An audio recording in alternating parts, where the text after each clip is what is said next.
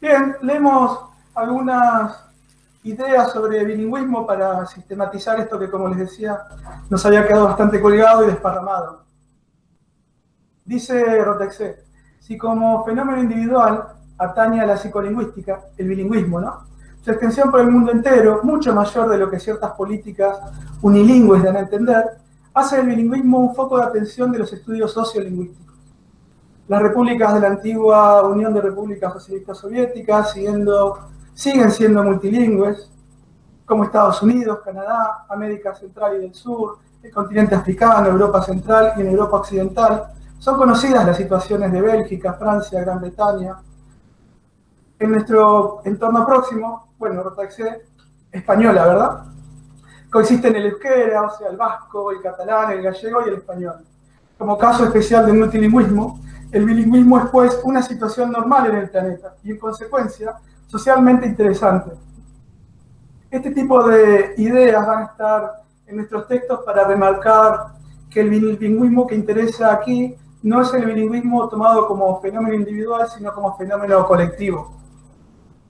Si bien en la cabeza de cada hablante bilingüe van a haber procesos psicolingüísticos interesantes, que nos podrían llevar mucho tiempo para analizarlos, conocerlos, investigarlos, no es puntualmente eso, o sea, lo que sucede individualmente a lo que le compete a la sociolingüística. A la sociolingüística le interesa el bilingüismo entendido como forma de caracterizar toda una comunidad de habla, con la definición de comunidad de habla que ya desarrollamos. Dice Mariana en la cita que está debajo.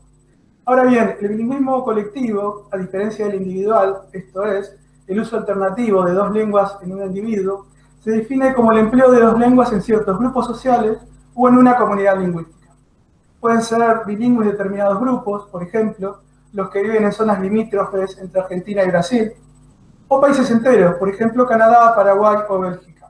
Son estos tres, Canadá, Paraguay y Bélgica, son los casos más citados en sociolingüística cuando se habla de bilingüismo, que se ven obligados por diferentes razones culturales, políticas o comunicativas, etcétera, a utilizar en sus interacciones cotidianas otra lengua que no es la materna.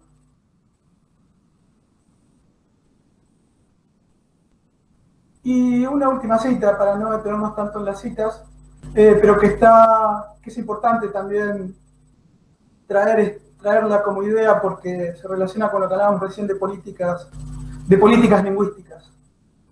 Rotaxé, como habrán visto, insiste en señalar que el bilingüismo es un fenómeno muy extendido, invisibilizado, y eso, entre otras cosas, se favorece o no desde las políticas lingüísticas. Pero él nos dice que si, si los estados tomasen en cuenta con la importancia que realmente tiene el bilingüismo, sería un bien cultural, un bien estatal a reforzar. Dice puntualmente la cita, el bilingüismo ha sido y es cada vez más una necesidad de los ciudadanos que los poderes públicos deben satisfacer. Es también un bien cultural, reconocido socialmente, y un bien económico. Aunque las lenguas pueden ser fuente de división, representan un recurso para el Estado. La noción de mercado lingüístico de Pierre Bourdieu, por ejemplo. Esta noción de mercado lingüístico la habíamos encontrado cuando trabajamos con Kerber. Además, determinadas pruebas específicas han mostrado que los niños y las niñas bilingües tienen una flexibilidad cognitiva mayor que los unilingües. En este sentido se habla de un bien cultural, en el sentido de que favorece la competencia comunicativa. Pero no siempre se reconocen estas ventajas. Bien porque ciertos pseudolingüistas difusores de prejuicios ven en una de las lenguas, que nunca es la suya, una cuasi lengua que se atreven a juzgar y atacar. Bien porque los poderes establecidos se resisten a aceptar una política de equiparación de las dos lenguas, única capaz de garantizar los derechos lingüísticos de todos los hablantes, que para ser real y no meramente simbólica, debe asumir fuertes inversiones humanas y económicas. Para la situación de anomia, como posible problema del bilingüe, bueno, se cita a sí mismo. Así que atrás de el sostenimiento, el enriquecimiento, el apoyo a las comunidades bilingües, también hay acciones políticas como las que veíamos recién en relación con el lenguaje inclusivo. En el caso de nuestro país, bueno, hay varias zonas donde algunos autores destacan la presencia de bilingüismo. Noten que sobre todo está en el norte del país y también hay una fuerte carga de bilingüismo también en el sur del país y en la zona central no tanta. Y lo poco que hay remarcado en la zona central, que son esas manchitas con rayas grises, tienen que ver más que nada con movimientos migratorios. Movimientos migratorios del norte del país y del sur hacia las ciudades, ¿no? En búsqueda de empleo. Por eso está, por ejemplo, el conurbano aquí, o lo que sucede en el Gran Rosario, Santa Fe, Córdoba, etc.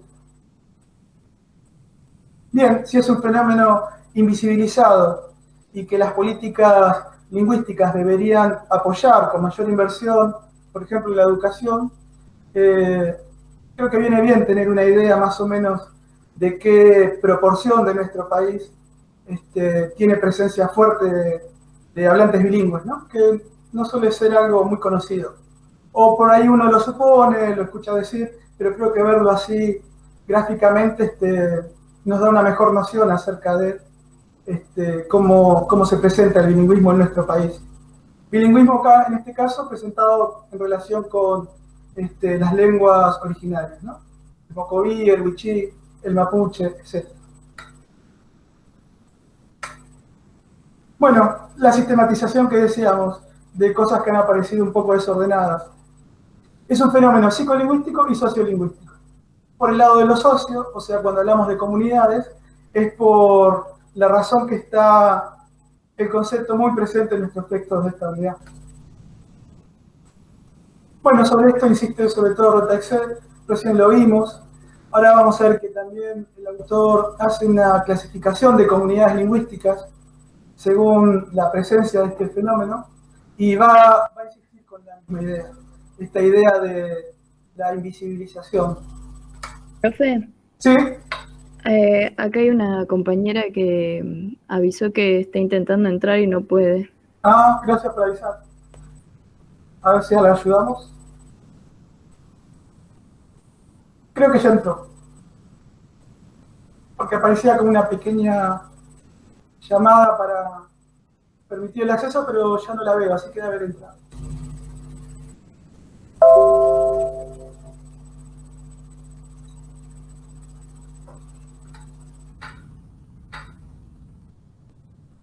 Bien, los textos Tucato y Rotaxel nos presentan también una clasificación de bilingüismo según cómo se relacionan las dos lenguas que están implicadas en estos sujetos y en estas comunidades. La situación ideal de bilingüismo es la que se llama bilingüismo coordinado. Es el ideal, por ejemplo, de quienes aprendemos una segunda lengua y quisiéramos llegar a operar con esa segunda lengua, a utilizarla casi como un nativo. Supone que podamos codificar y decodificar en los dos sistemas, en el sistema de la lengua materna, L1 suelen decir los textos, y también en el sistema de la lengua extranjera, la lengua segunda o L2. Y la situación, como esta situación no es muy frecuente, lo más común es que quienes aprendemos una segunda lengua nos quedemos en mitad de este camino, se denomina bilingüismo compuesto. También se llama interdependiente o dependiente. Es la situación donde solo en nuestra lengua materna somos capaces de comprender, de codificar y también codificar, o sea, hablar y escribir, por ejemplo, con la soltura de un hablante nativo. Mientras que en la segunda lengua no podemos hacerlo y la forma en que estratégicamente tratamos de hacerlo es apoyándonos en la primera lengua. Por eso se llama dependiente o interdependiente, porque el uso de la lengua aprendida tiene un fuerte anclaje, depende muy directamente del conocimiento de nuestra lengua materna. Bueno, y en la situación ideal del bilingüismo al que quisiéramos aspirar los que aprendemos una segunda lengua, también implica el conocimiento de los subsistemas. Esto es interesante, importante, y por la forma en que está dicho notarán que viene de Rotaxé, con esas siglas SS, o sea, subsistema. Rotaxé nos presentaba, por ejemplo, las variedades periféricas, aquellas que estaban asociadas a distintos dominios. Bueno, la situación ideal del hablante bilingüe es conocer esas variedades periféricas, reconocerlas en las situaciones comunicativas y poder usar la lengua aprendida, siempre en el bilingüismo coordinado estamos hablando, ¿no? De acuerdo a la variedad que corresponde a cada dominio. Como el hablante nativo de inglés, que sabe que en las familias se habla de un modo, que en el trabajo se habla de otro y que en la facultad se habla de otra forma. En cambio, los que nos quedamos en el espacio, intermedio del bilingüismo compuesto, usamos el mismo inglés en cualquier situación. Bueno, esto estaba dicho en una de las citas que repasamos recién, que debería demandar la atención de las políticas lingüísticas. Y lo que veíamos recién es el ejemplo de las lenguas originarias, cuando lo veíamos en el mapa de nuestro país. Pero también hay otros casos que no están desparramados geográficamente en el país, como el caso de la comunidad sorda, la comunidad sordomuda, que tienen una lengua de señas y no podemos pensarla como en algún lugar específico del país. Acá teníamos que hablar de, si nos interesa pensarlo desde el lado de la política lingüística, tenemos que pensar un sistema educativo que tenga en todo el territorio nacional centros bilingües, para que el niño sordo pueda usar no solo lengua de señas argentina, sino también español, ¿verdad? En el caso de Argentina se llama así, lengua de señas argentina. En otros lugares se llama lengua de signos o idioma de signos. Uno por ahí suele pensar que existe una sola lengua de señas y hasta por ahí hay gente que cree que es universal. Y la verdad es que no. Hay muchísimas lenguas de señas, está la norteamericana, está la inglesa, está la española, la argentina, son diferentes. Y al mismo tiempo hay dialectos. Adentro de la lengua de señas argentina se pueden diferenciar dialectos también por regiones. Bueno, y después está lo que veíamos también en el mapa de Argentina, el caso de los fenómenos migratorios, que lo veíamos como algo sobre todo marcado en la zona central del país, en la zona de los grandes conglomerados urbanos, de la gente que viene a trabajar de otras provincias, pero también de países limítrofes. Y bueno, la pregunta es, ¿hasta dónde la política y la planificación lingüística respeta los derechos lingüísticos de estas familias migrantes o inmigrantes que también van a la escuela, ¿verdad? ¿Hasta dónde la escuela tiene o le da cabida a los derechos lingüísticos de estas comunidades migrantes?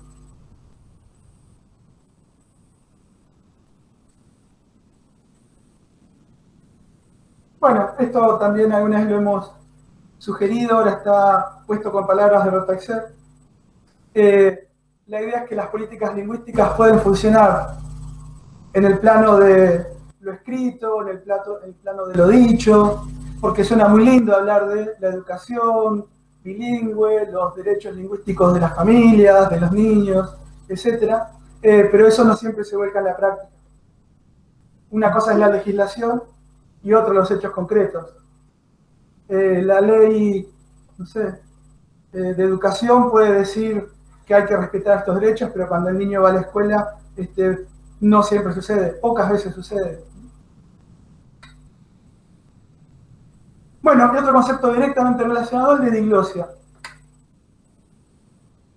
Diglosia, desde el punto de vista etimológico de su origen, es sinónimo de bilingüismo.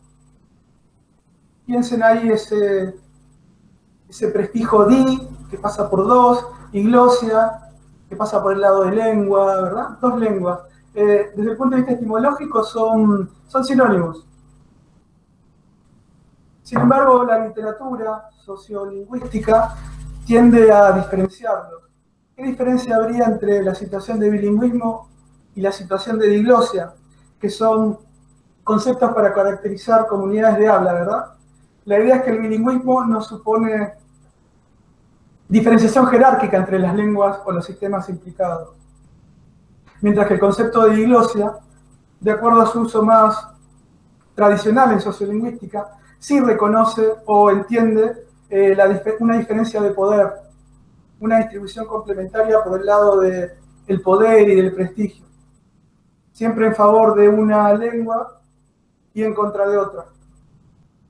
Y el fenómeno más habitual es que cuando podemos caracterizar una comunidad de habla como diglósica, es que sea la lengua materna la que está más estigmatizada, la que está más oculta, menos representada, por ejemplo, en las instituciones, la escuela, el lugar para hacer un trámite, el juzgado si tengo un problema judicial, y la lengua que está más valorada, la lengua que tiene mayor poder, que es más reconocida, suele ser la segunda lengua.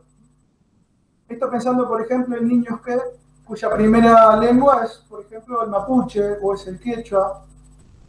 Están obligados luego a aprender español para salir al mundo, para ir a la escuela, para trabajar. Por lo tanto, el español es su segunda lengua. Pero en la situación de diglosia se da que mayor será su éxito social. Vamos a ver que la palabra éxito aparece mucho cuando se habla de estos fenómenos, cuando mejor domine la segunda lengua, o sea, el español. Incluso hasta cuanto más oculte su lengua materna.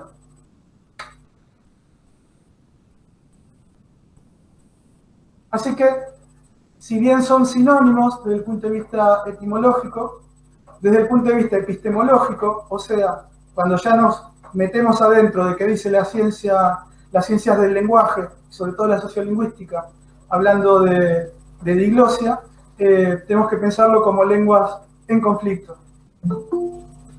Conflictos por este lado que decíamos recién, el lado del poder, la estigmatización y la asignación de un distinto prestigio o valor, desvalorizante para la lengua materna, la lengua que traen de la casa estos niños, y asignación de prestigio para la segunda lengua. Y ya que hablamos de los problemas epistemológicos que trae consigo esta noción, hay que decir que para Rotaxé no es necesario pensar en comunidades bilingües para hablar de diglosia. Si también en una comunidad unilingüe podemos distinguir dominios donde predomina una variedad y se dejan de lado, se ocultan, se estigmatizan y hasta se sancionan otras variedades de una misma lengua, entonces también la diglosia puede caracterizar o puede darse en términos intrasistemáticos, en una misma lengua. Pensemos que si seguimos esta idea de Rotaxé, entonces tendríamos que concluir que todas las comunidades de habla tienen diglosia. Porque siempre hay algunas variedades, como la estándar, o la lengua teórica, o la lengua culta, que se privilegian por encima de otras variedades. La variedad, por ejemplo, que hablamos con nuestros amigos en el barrio. Así que, si seguimos autores como Rotaxé, que proponen la idea de diglosia, no solo para comunidades bilingües, sino también unilingües, ahí tendríamos que hablar no de lenguas, sino variedades en conflicto. Y también si seguimos a este tipo de autores o de propuestas analíticas, podríamos decir que no existe comunidad lingüística sin diglosia. ¿Se entiende la idea?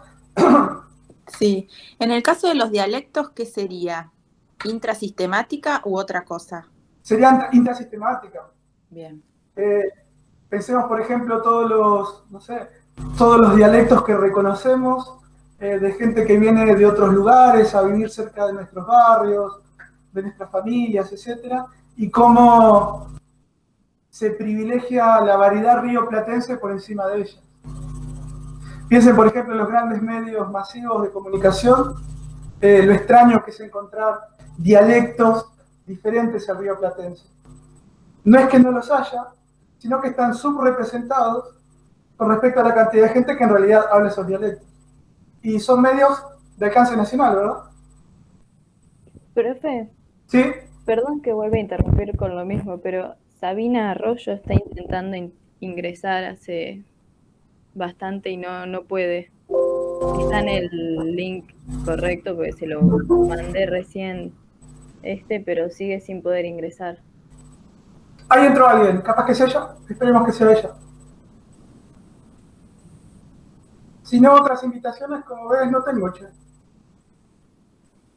¿Te aparecen acá las Ahí invitaciones? ingresó. Ah, qué bueno, muchas gracias. ¿Con Arroyo se llama? Sí, Arroyo, Sabina. Sabina, lo que no pudiste ver, de todos modos lo estamos grabando, así que entre hoy y mañana vamos a subir la clase grabada, así que vas a poder ver de dónde veníamos. Estamos charlando del concepto de diglosia y estábamos viendo que hay algunos problemas en su uso como concepto en nuestros textos de sociolingüística, y el que plantea sobre todo este problema es Rotaxet, porque presenta la posibilidad de que una comunidad unilingüe también sea diglósica. Bueno, el caso típico lo decíamos recién, la lengua materna, o sea, L1, se utiliza lo que socialmente se verían como funciones inferiores, la charla en la casa, la charla en la calle, la charla en los ámbitos de la vida cotidiana, mientras que en las funciones superiores, por ejemplo, hablar frente a una audiencia en la televisión, hablar en la universidad, hablar en la escuela, o hablar en un organismo cuando uno va a hacer un trámite, funciones superiores en ese sentido, se suele usar la L2, o sea, la lengua segunda, la lengua aprendida, la lengua extranjera, siempre caracterizada por el rasgo de más prestigio. Aunque, si seguimos lo que veníamos diciendo de Rotaxe, no deberíamos pensar L1 o L2. Deberíamos pensar variedad vernácula para funciones inferiores y variedad estándar, como una suerte de L2, para las funciones superiores. Bueno, estas palabras ya han aparecido más de una vez. Cuando hablamos de lenguas minoritarias, minorizadas, estigmatizadas, en riesgo de extinción, lenguas prohibidas incluso. En alguna clase anterior alguna de ustedes trajo el ejemplo del catalán y su prohibición durante la época del franquismo. Y lo mismo podríamos decir del vasco también, del gallego, etcétera, durante esa época. Así que también la lengua materna puede llegar a ser prohibida desde el lado de la política lingüística.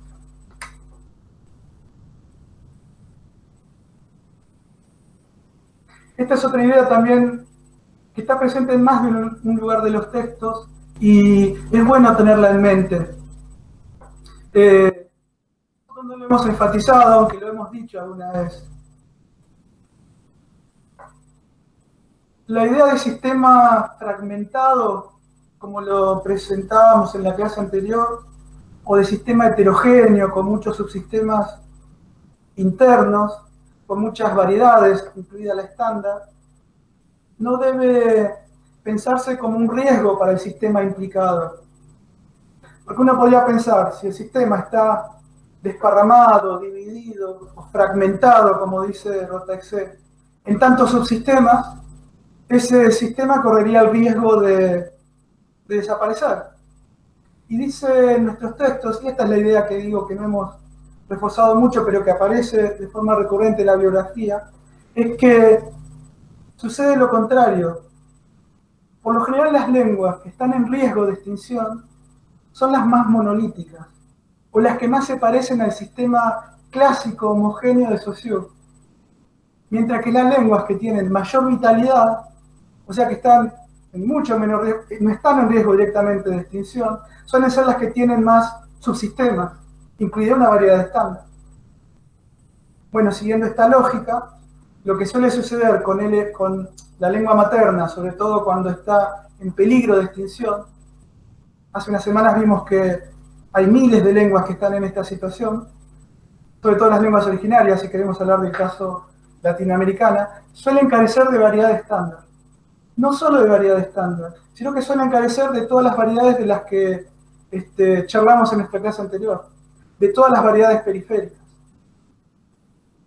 Y esto también tiene una relación directa con esta consulta con la que empezamos la clase, porque la compañera que hizo esa consulta también traía como problema para charlar, para consultar, y también, por lo tanto, para hacer una devolución, hasta dónde es pertinente la noción de fragmentación cuando se habla de sistema lingüístico.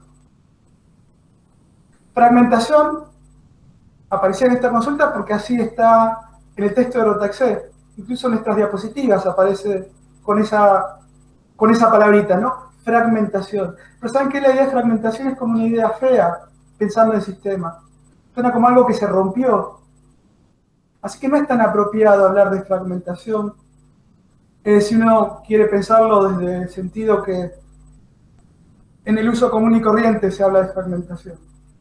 No es un sistema que se rompió, el que tiene muchos subsistemas, sino todo lo contrario, es el sistema más vital, el que está más lejos de ser prohibido, por ejemplo, o extinto. Bueno, otras palabritas que aparecen sobre todo en Rotaxé, que quizás es el que se detiene de una forma más técnica y por eso es el que más estamos citando más. También está Mariana Cucato, pero Rotaxé sobre todo trae estas ideas, que serían las actitudes, más que conceptos relacionados, son actitudes de los sujetos frente a este fenómeno.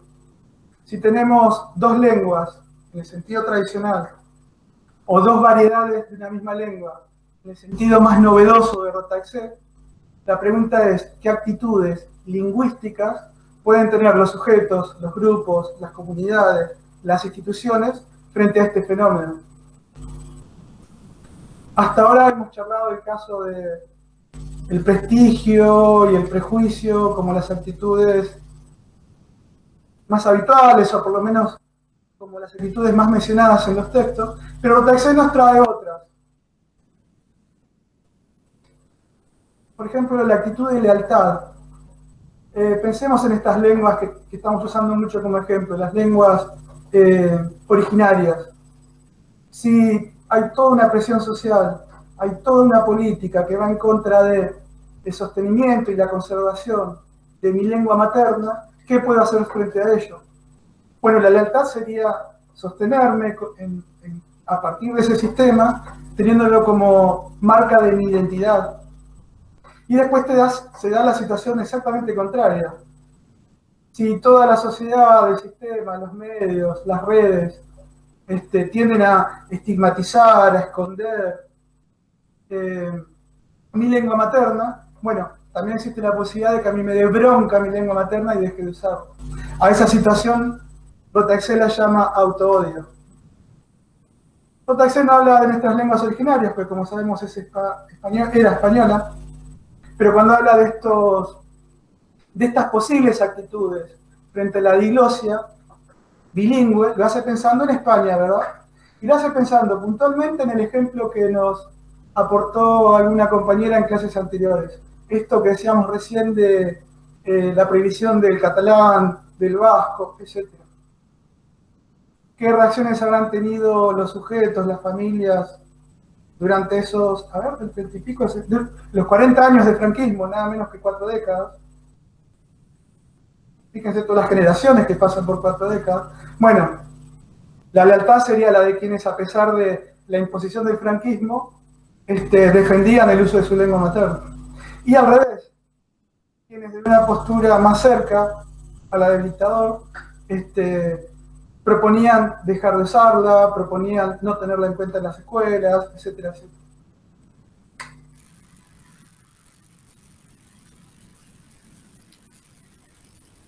Bueno, había traído algunos ejemplos de cómo se dan estas luchas en el sistema educativo catalán, pero no sé si hace falta remarcarla. Bueno, donde hay comunidades originarias también sucede.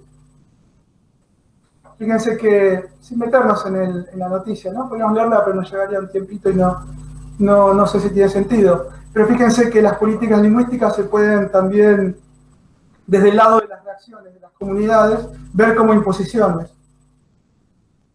Uno diría, ¿cómo? Una comunidad mapuche no esperaría a esta comunidad que el sistema educativo, las escuelas a donde van sus niños, sean bilingües e interculturales. ¿Por qué verla como imposición? Bueno, si pudiéramos meternos en la noticia puntual, lo que veíamos es lo siguiente. Desde el Estado se baja una política lingüística que sí sostendría el bilingüismo y la interculturalidad de la escuela, pero de la siguiente forma, poniendo un maestro cuya lengua materna es el español y el mapuche es una segunda lengua. Entonces eso sería la representación del bilingüismo. Y como decíamos recién, sería el caso de un maestro bilingüe interdependiente, no coordinado. Y por lo tanto no sería portador de la cultura mapuche que viene junto con la lengua mapuche. Así que en ese sentido, a pesar de que podemos pensarlo como algo favorable, la educación bilingüe y cultural, cuando viene del lado de alguien que viene de afuera de la comunidad mapuche, se ve como una imposición. Bueno, también hablamos del caso de los niños sordos. También es muy recurrente la bibliografía sobre sociolingüística por lo siguiente. Piensa en el niño sordo que nace en una familia donde todos son oyentes. Este niño no tendría en la época crítica de adquisición de la lengua el estímulo necesario, el estímulo que tendría para construir su representación de un sistema lingüístico como lo tienen los niños oyentes. ¿Qué podría salvar esta situación? Bueno, sus padres en 2 días no van a aprender a hablar lengua de señas. Así que en la familia no estaría el input lingüístico necesario para estos niños para poder desarrollar en esa etapa crítica, los primeros años de vida, su competencia gramatical en su lengua materna. La lengua materna del niño sordo, de la comunidad sorda, es la lengua de señas. Entonces, si no puede ser la familia, porque no podemos aprender lengua de señas en 2 días, tiene que ser el sistema educativo el que dé este estímulo necesario para que el niño aprenda su lengua materna, necesariamente. ¿Cuál es el problema que hay atrás de esto? A que las palabras suenan muy lindo, pero en los hechos concretos, durante muchas décadas, el sistema educativo argentino, por ejemplo, ha priorecido y favorizado la lengua oral, el español, en el aprendizaje del niño sordo. Entonces el niño sordo que iba al jardín o a la escuela para sordos, lo que en realidad recibía era un input de español oral, y lo que se esperaba era que los niños, antes de aprender la lengua de señas, aprendan la lectura de labios, por ejemplo. Así que por eso también hay por el lado de las familias de niños bilingües la necesidad de una renovación en esos lugares donde su lengua materna no se respeta como se debería.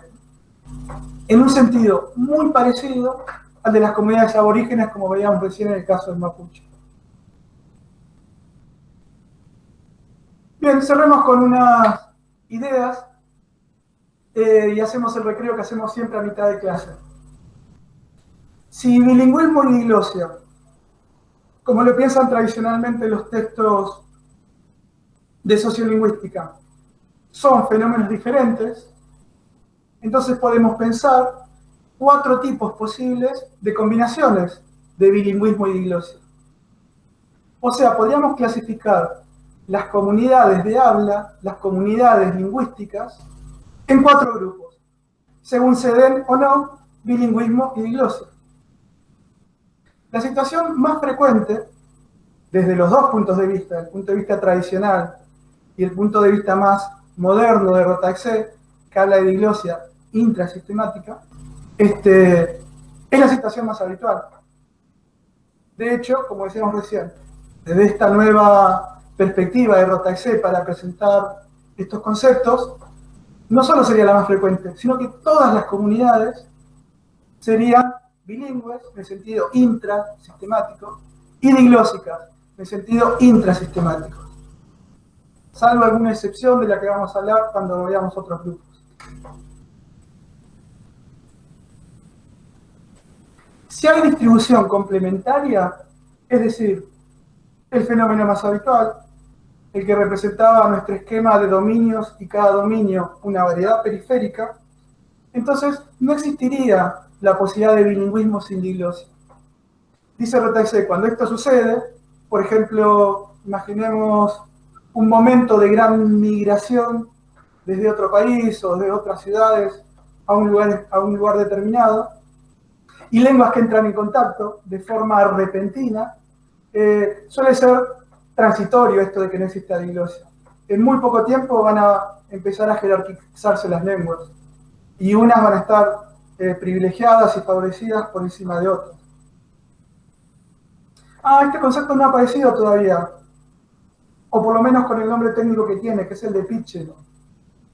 También se denominan lenguas macarrónicas, o aquí está llamado amalgama, que es una palabrita más conocida. Las pitching, dialectos macarrónicos, o estos amalgamas, son el resultado de esa mezcla de lenguas, debe ser transitorio también ese resultado, esa mezcla, que se dan en estos casos. Cuando de modo repentino, no de modo histórico, de modo gradual, sino de modo repentino, hablantes de distintos sistemas, distintas lenguas, se ven obligados a convivir. Si quieren pensarlo en otros casos históricos también nombrados en nuestros textos de esta unidad, piensen en el caso de la época de la colonia, cuando llegaba del continente africano contingentes enteros de gente hablante de otras lenguas, y de golpe tenían que empezar a convivir, por ejemplo, para trabajar en las minas, situación de esclavitud, etcétera, etcétera. Bueno, la primera forma de comunicarse que tienen estos hablantes con otras lenguas maternas es esto, lo que se llaman amalgama, pitching o dialectos macarrónicos. Son intentos de comunicarse cuando no compartimos un sistema, y por lo tanto tienen este nombre específico porque no son lenguas en el sentido de sistema. Suelen ser asistemáticas, suelen ser deficitarias, muy pobres. Pueden derivar en una lengua más adelante, y es lo que se conocen como lenguas criollas. Las lenguas criollas sí pueden ser la lengua materna del sujeto, también puede ser resultado de la amalgama, pero cuando se conforma como un sistema en el sentido más acabado de la expresión, lengua como sistema. Así que pitching, amalgama o dialecto macarrónico, la primera situación de contacto y el intento desesperado de comunicarnos. Lengua criolla es cuando eso se sostiene en el tiempo y los niños empiezan a aprender desde sus primeros años de vida este nuevo sistema. De hecho, los niños son quienes terminan convirtiéndolo en un sistema.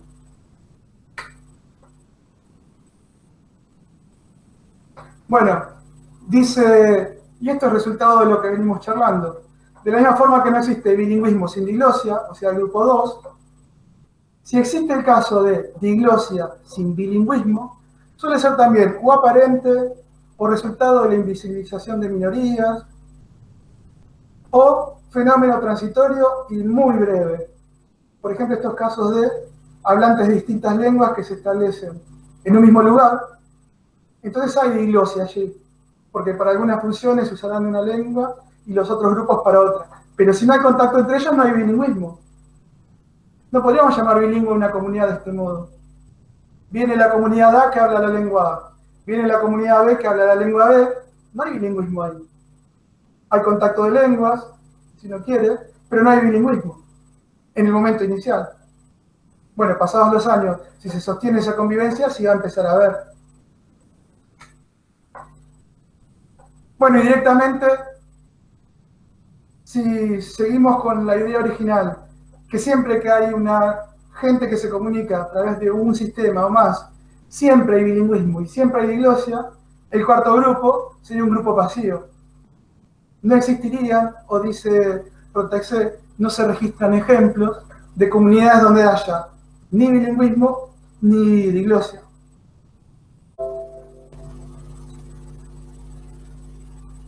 Como todos los fenómenos sociolingüísticos, el bilingüismo y la diglosia se trabajan desde dos enfoques, métodos o perspectivas.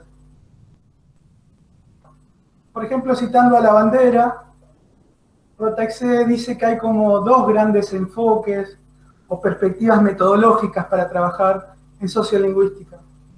Un enfoque o paradigma o perspectiva cuantitativo, que es el que representarían estos cuadros estadísticos, y un enfoque por el lado de lo cualitativo, donde no tendríamos números y nos tendríamos que meter casi como un etnógrafo para adelantar algo de lo que vamos a charlar, para conocer las prácticas sin necesidad de cuantificarlas o darles peso estadístico, ¿sí?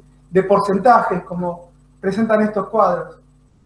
Pero bueno, porque hasta ahora hablamos en términos cualitativos de bilingüismo y diglosia, podríamos ejemplificar cada uno de los casos que presentan nuestros textos como ejemplo: niños sordos, lenguas originarias, o el caso de los sistemas lingüísticos de España, la España peninsular. En este caso lo estamos viendo en términos cuantitativos. Y fíjense que tiene una lógica, si uno se mete a ver los números, de cómo se puede representar estadísticamente el fenómeno de la diglosia, sobre todo. Por ejemplo, el primer cuadrito habla del conocimiento del catalán en Cataluña.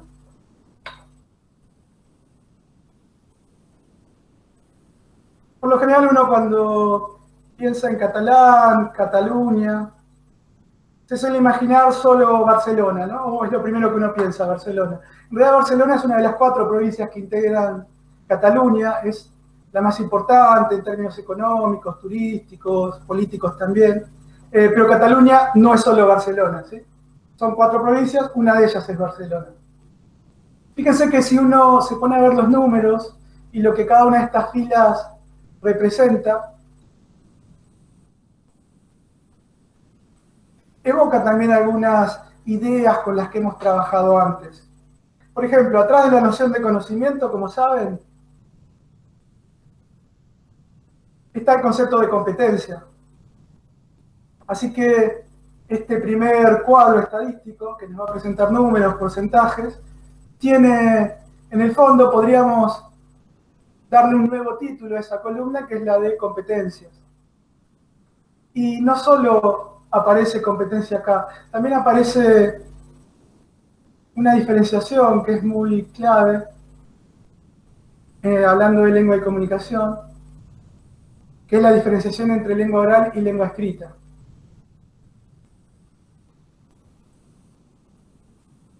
Como dos componentes diferentes de la competencia lingüística, ¿no?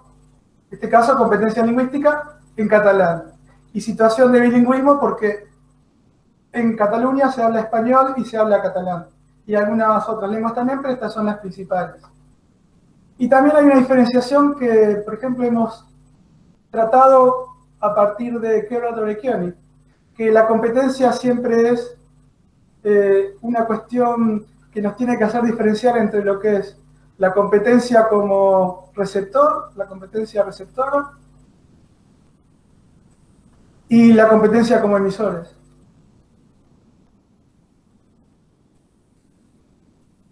Y lo mismo con la lengua escrita.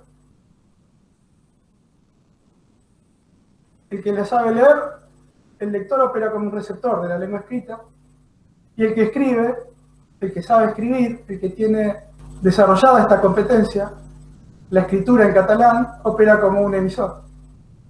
Y como bien dice Kerber, siempre la competencia receptora es mayor que la competencia emisora. Así que eso adelantaría un poco los números que vamos a encontrar. Siempre va a ser mayor la competencia receptora, quien entiende el catalán. Y va a ser menor quien además lo sabe hablar.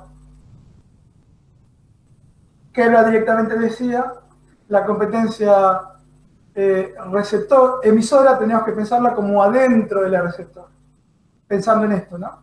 Siempre somos más competentes para entender, para escuchar, en el caso de lengua oral, que para hablar. Bueno, y lo mismo sucede con la lengua escrita. Es mayor la competencia receptora y es menor la competencia emisora. Pero lo que además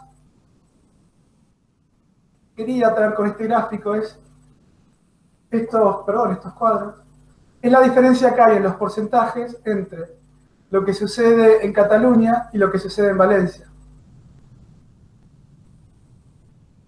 Si el catalán estuvo prohibido durante 40 años y posteriormente a la restauración democrática las políticas intentaron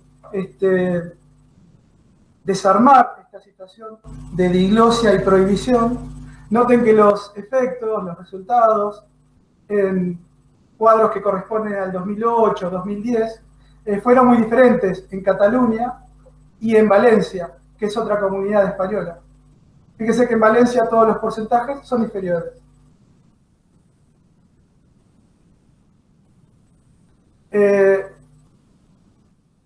¿Qué conclusión podríamos tomar de esto? Bueno, que si las dos comunidades se vieron afectadas por la prohibición del catalán, aparentemente, si solo nos quedamos con estos cuadros, esa política de prohibición tuvo mayores efectos en la comunidad valenciana, en contra de, o en comparación con la comunidad de Cataluña. Al punto que los sujetos competentes en escritura de catalán apenas son la cuarta parte de la población, mientras que Cataluña supera el 50%, más del doble. Hay que decir que hay discusiones sobre si el catalán de Valencia es un dialecto del catalán, y hay quienes dicen que es otra lengua, el valenciano. Por cómo están presentados en estos cuadros, se considera el valenciano como un dialecto, como una variedad regional del catalán. Pero no están de acuerdo todos los autores en relación con esto. Bueno, y si ahora sí nos quedamos solo en el caso de Cataluña y dejamos por un lado el caso de Valencia, el último cuadradito nos presenta de forma comparativa algunos cambios en un periodo muy breve. Piensen que si hablamos de lengua, de cambio lingüístico, de bilingüismo, de políticas, 5 años es muy poco. Y sin embargo, noten las grandes diferencias que hay entre el año 2003 y el año 2008. Hay que decir que este cuadrito ya no habla de conocimiento o de competencias, pero sí habla de otros conceptos que han aparecido en nuestras clases de sociolingüística, que es el de las actitudes lingüísticas. Aquí no se trata de conocimiento o competencia como lo veíamos en el cuadrito anterior. Y quizás el ítem de este cuadro que más lo remarca es el tercero. ¿Quiénes se identifican con el catalán como la lengua de su identidad cultural, de su identidad lingüística y cultural? Y fíjense también, como en los otros ítems del cuadrito, el descenso, ¿verdad? Lo podemos ver como resultado de políticas lingüísticas, pero ya no de la prohibición franquista, porque ahora estamos hablando de algo mucho más actual. Bien, solo para ver que esto que venimos charlando sobre lingüismo y diglosia, que hasta ahora lo hicimos cualitativamente, se puede ver gracias a la estadística, al estudio estadístico en términos cuantitativos, o como dice Rotaxé, siguiendo la bandera, con el paradigma cuantitativo, de la probabilidad, los porcentajes, la estadística, etc. Perdón, también sería la aplicación de Cucato cuando explica cuáles son los métodos de la sociolingüística, ¿no? Primero Sí, tomar los datos y después volcarlos.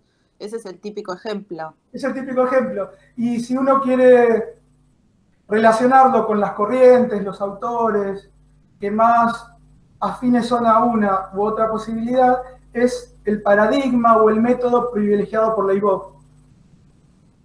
De lo estadístico, lo numérico, lo cuantitativo. Mientras que el de lo cualitativo, otra vez, si no quiero relacionarlo con los autores citados de forma más recurrente, pasa por el lado de la etnografía de Hannes.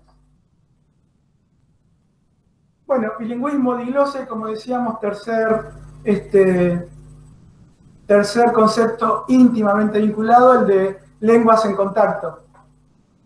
Esta situación que se da cada vez que, por fenómenos demográficos, sociales, políticos, hablantes de distintos sistemas, empiezan a convivir en un mismo lugar. Acá estoy citando a Mariana. La expresión difundida por Heinrich e integrada en la terminología sociolingüística se refiere a la situación de dos lenguas usadas alternativamente por las mismas personas. El contacto ocurre en bilingües familiarizados con el uso de más de una lengua en sus interacciones normales y producen tal práctica desviaciones con respecto a la norma de cada uno de los sistemas. Y estas desviaciones, en una nomenclatura muy tradicional, aunque ahora vamos a ver que hay otros enfoques, se suelen llamar interferencias. Según este autor, el alcance de estas se mide por factores estructurales y también no estructurales. El poder social de cada una de las lenguas, tamaño y grado de homogeneidad del grupo bilingüe y del grupo que comparte el mismo territorio, y que a menudo es unilingüe.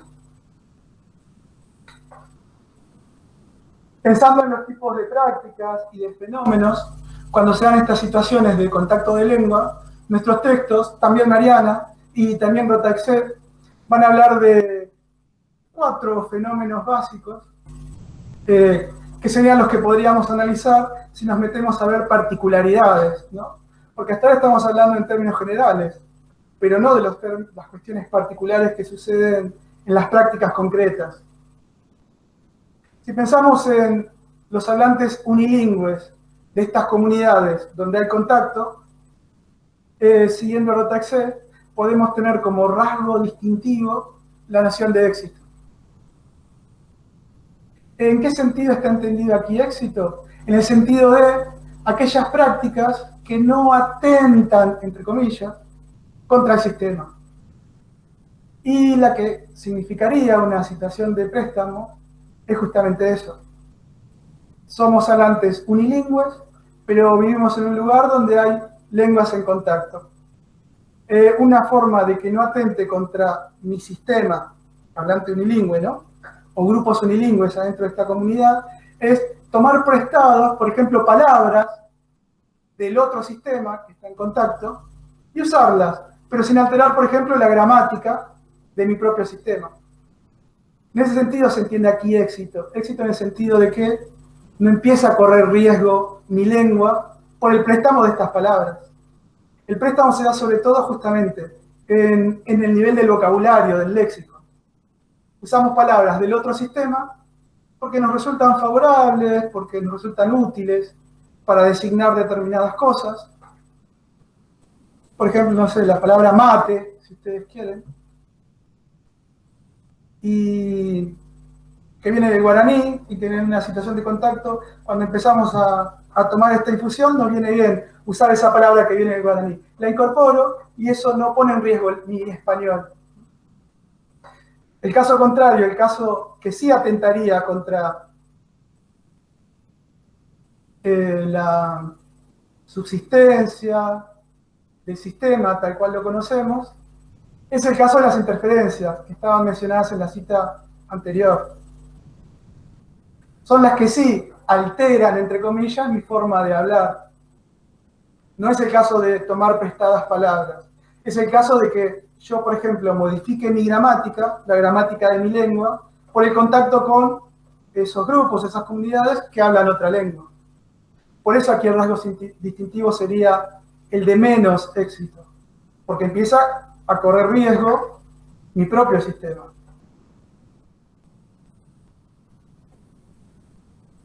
Como les decía, la noción de interferencia, que acá está presentada de una forma como algo negativo, ¿no? Fíjense lo no exitoso, el no éxito, está presentada como algo que no se debería buscar, que no debería ser algo esperable, que el contacto de lenguas interfiere, modifique, empiece a desgranar, a desarmar mi sistema.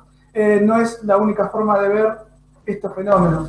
Hay otros enfoques, quizás más actuales, de algunos profes que van a tener en otras materias de la carrera, por ejemplo en filología, por ejemplo en lingüística, que en vez de pensar en interferencia como un riesgo, como algo que atenta contra mi sistema, lo van a pensar como fenómeno de variación. Y que las lenguas en contacto van a poner a la luz, me van a permitir, por ejemplo, investigar fenómenos interesantes en términos sociolingüísticos, como la variación lingüística. Y no solo pensar en la corrupción de la lengua, que es lo que está atrás de la noción clásica de sistema. Entonces yo, hablante unilingüe, por estar en contacto con otros grupos que hablan otros sistemas, lo que puedo hacer es mantener mi sistema, pero con distintas variedades según el contexto, por ejemplo, donde hablo. Ahora vamos a ver un ejemplo más claro. Como les decía, profesoras de otras materias de la carrera van a trabajar con el fenómeno de lenguas en contacto. Acá estamos trayendo una cita de Martínez y Esperanza. Ahora les cuento de dónde está tomada la cita, por si alguien quiere profundizar. Donde el fenómeno de contacto no se analiza como algo que pone en riesgo mi propio sistema, sino como algo que va a poner en juego la variación.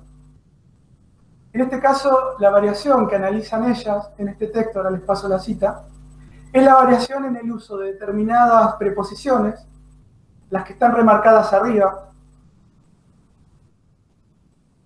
a y en complementos del mismo verbo. En este caso es el verbo salir, pero también se usa para el verbo oír. Vamos a leerlo, es cortito, y vamos a ver cómo se da esta alternancia, que cuando estos hablantes dicen salir, a veces prefieren usar a y a veces prefieren usar el. En este caso, los informantes, o sea, las personas de las cuales se toman estas citas, estos textos para analizar, son hablantes de español en contacto con el guaraní. Podemos pensar, por ejemplo, migrantes paraguayos. De hecho, son familias paraguayas que han venido a vivir a Argentina, funcionan como informantes. Y esto es algo muy habitual en estas familias. Digo, esta alternancia a-en. Dice el primero de los fragmentos. Los fines de semana salíamos con mis amigas a andar a caballo, en bicicleta, a ahondar pajaritos a la siesta. También los días domingo y sábado. Los domingos salíamos con mis padres en las casas de mi abuelo y mis tíos. El día sábado salía en los cumpleaños. No sé si lo notan, pero para construir el complemento de salir, a dónde salía, estos migrantes que vienen de contacto español-guaraní también diría algo así, no solo como a dónde salía, sino en dónde salía. Y hay una alternancia, en algunos casos utilizan una preposición y en otros casos otra. El segundo fragmentito está tomado del mismo grupo de informantes, niños de familias migrantes de Paraguay. Vamos a ver que también da cuenta de esta misma alternancia en una misma persona, pero para el verbo oír. Durante las vacaciones me fui a Corrientes a visitar a mis tíos y primos. Conocí la Capilla Itatí, anduvimos por la plaza, por la costanera, anduve haciendo compras por el mercado y fui con mis tíos en la misa de la Capilla Itatí. Fíjense que en los dos casos es me fui, pero en un caso se usa la preposición a, y en el segundo caso, que también se utiliza el me fui, se utiliza la preposición en. Desde este enfoque de estas autoras que estamos citando y de la que robamos estos ejemplos, estas citas, esto no se analiza como fenómeno de interferencia, en el sentido como algo degradante o que corrompe el lenguaje, sino que se analiza en términos de algo interesante para conocer qué sucedería en términos psicolingüísticos con estos sujetos que alternan en el uso de una preposición u otra cuando utilizan los mismos verbos. Y del análisis que hacen estas autoras, concluyen que hay una alternancia de una preposición u otra que son sistemáticas y que obedecen a patrones que se pueden investigar e identificar. Puntualmente, es lo siguiente lo que ellas observan, que salir a tal lugar, o ir a tal lugar, siempre, o hacer tal cosa, siempre señalan una direccionalidad hacia algo.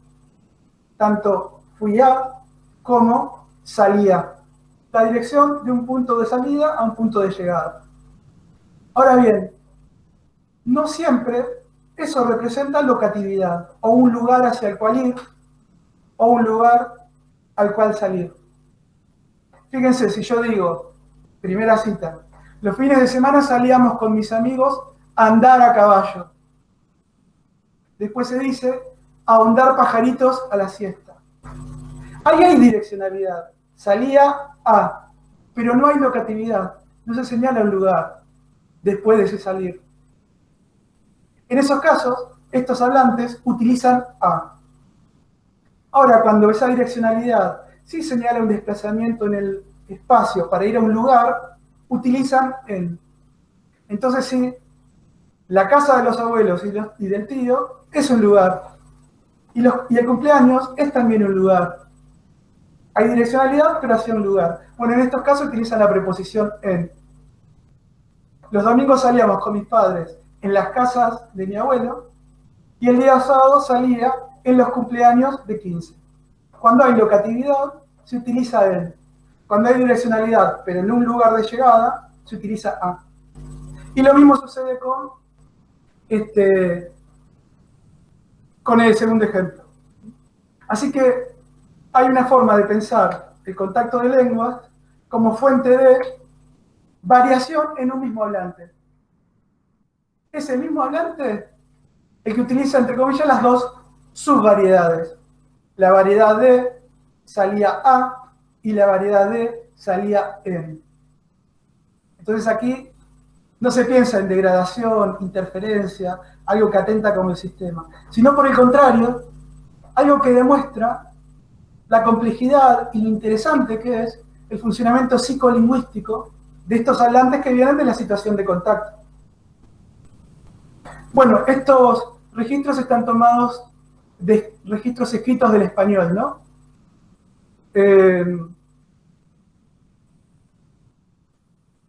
Por lo tanto, son prácticas unilingües, solamente escriben en español. Vamos a pensar en las prácticas bilingües, o sea, ¿qué hacen los sujetos que manejan más de un código, más de una lengua? Y en Rotaexe, con esa perspectiva un poco, como decíamos, media viejita, pero que está en los textos y es la más clásica, también están caracterizadas estas prácticas con el mismo rasgo distintivo. El rasgo más éxito, cuando no atenta contra el sistema, ese atenta, lo digo así porque siempre es entre comillas, y el rasgo distintivo menos éxito, cuando sí pone un poco en riesgo el sistema. El hablante que sabe que en determinadas situaciones y lugares tiene que usar una lengua y en otras situaciones y lugares tiene que usar otra lengua, no pondría en riesgo ninguno de los dos sistemas. Así que las prácticas bilingües mantendrían sin problemas los dos sistemas. Solo que hay alternancia. En algunos lugares utilizo el español y cuando voy a mi casa con mi familia hablo el guaraní, o el mapuche, o el quechua.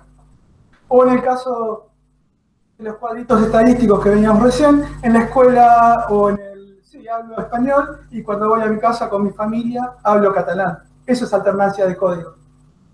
Ahora, la situación contraria es cuando las prácticas bilingües, o sea, en relación con las dos lenguas, con los dos sistemas, entran en riesgo, esta situación de menos éxito, cuando empiezo a mezclar una cosa con la otra. Sería el caso de, entre comillas, las interferencias que veíamos antes, pero ahora pensando no en un solo sistema, pensando en el riesgo en que entran los dos.